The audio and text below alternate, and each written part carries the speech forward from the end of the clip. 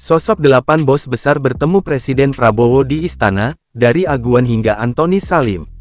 Presiden Prabowo Subianto membagikan momen saat bertemu dengan para pengusaha besar di Indonesia Kamis tanggal 6 Maret tahun 2025.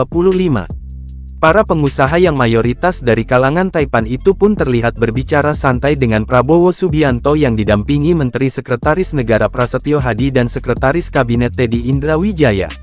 Disebutkan pertemuan ini bertujuan untuk mendiskusikan perkembangan ekonomi nasional dan program-program utama yang sedang dijalankan oleh pemerintah.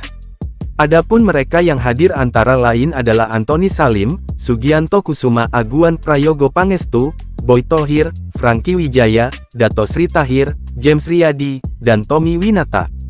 Masing-masing pengusaha memiliki latar belakang bisnis yang berbeda, mencakup sektor pangan, properti, energi, keuangan, dan manufaktur. Seperti misalnya Aguan yang merupakan pemilik Agung Sedayu Group, Antoni Salim bos Salim Group, Tommy Winata pemilik Artagraha Network, dan Prayogo Pangestu pendiri Barito Pacific.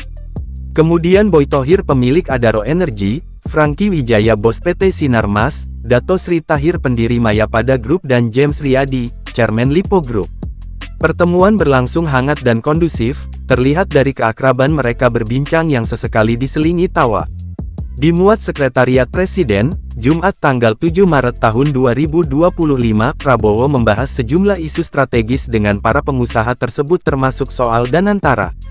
Topik Badan Pengelola Investasi Danantara menjadi isu utama yang dibahas berkaitan dengan industrialisasi dan pengelolaan investasi.